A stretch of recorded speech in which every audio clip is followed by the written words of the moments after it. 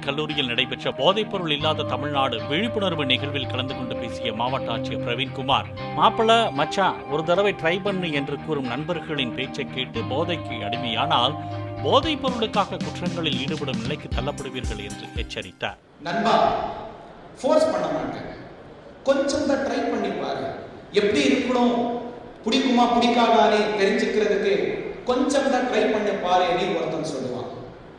இன்னொருத்தர் வருவான், என்ன சொல்லுவான், மச்சா கொஞ்சம் தான்டா, அதிகமா கிடையாது, கொஞ்சம் தான், ட்ரை பண்ணி பாரு, உங்களுக்கு பிடிச்சா நீ கண்டினியூ பண்ணு, இல்லன்னா விட்டுடு, நான் உனக்கு ஃபோர்ஸ் பண்ண மாட்டேன்னு சொல்லுவாங்க. இது என்ன ஆகுது இன்று தினம்?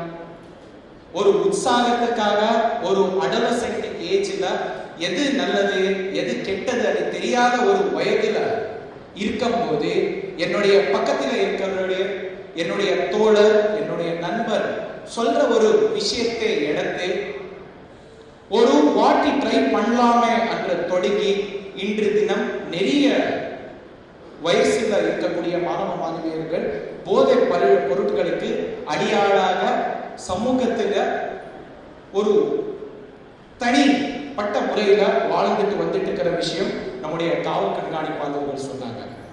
எதுக்காக நடக்குது? இந்த போதை பொருட்கள் பயன்படுத்தா என்னென்னலாம் நடக்கும் என்ற ஒரு அசஸ்மெண்டே இல்லாம நிறைய நபர்கள் எல்லாமே இதுக்கு போதை பொருட்களுக்கு வந்துட்டு இன்று தினம் அடிமை ஆகிட்டு இருக்கோம். இதிலிருந்து உங்களுக்கு சமூகத்திலேயே ஒரு பெரிய அளவுக்கு பாதிப்பு ஏற்படும். ஒரு பொருள் ஃபர்ஸ்ட் உங்களுக்கு அறிமுகம் கொடுத்த போது இலவசமா வந்த பொருள் போக போக அதிக மதிப்பில் கிடைக்கிற மாதிரி ஒரு சூழ்நிலை வரும்.